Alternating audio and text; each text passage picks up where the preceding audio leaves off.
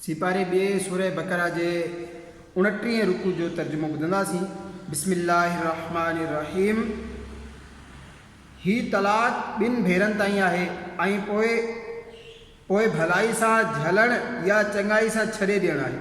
ऐं जेको औरतुनि खे ॾिनो अथव उन मां कुझु मोटाए वठणु जाइज़ न आहे, मगर जॾहिं ॿिन्ही खे ख़ौफ़ हुजे त अल्लाह जूं हदूं क़ाइमु रखे न सघंदा। पोइ जेकॾहिं अव्हांखे डपु हुजे त उहे ॿई उन्हनि हदुनि ते ठीकु न रहंदा त उन्हनि ते को ॾोह न आहे हिन ॻाल्हि में त औरत बदिलो ॾेई इजाज़त वठे।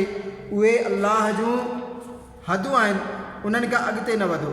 ऐं जेको अल्लाह जी हदुनि खां लंघे थो सो उहे माण्हू ज़ालिम आहिनि। पोइ जेकॾहिं उनखे 3 तलाक ॾिनाई त हाणे उहा औरत उनखे हलाल न थींदी जेसिताईं जो ज़ाल ॿियो मुड़ुसु न करे। पोइ जेकॾहिं उहो मुड़ुसु उनखे तलाक ॾेई छॾे त हिक ॿिए सां वरी मिलण में मथनि को ॾोह न आहे, जेकॾहिं सम्झनि था त अल्लाह जूं हदूं क़ाइमु रखे सघंदा। ऐं उहे अल्लाह जूं हदूं आहिनि जेके समझदारनि लाइ बयानु कंदो आहे।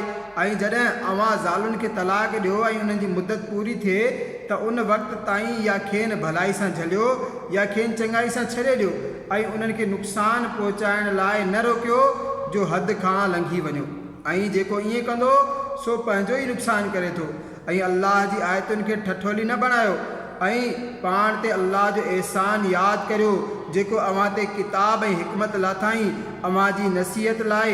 ऐं अल्लाह खां डिॼंदा रहो ऐं ॼाणो अल्लाह सभु कुझु ॼाणे थो।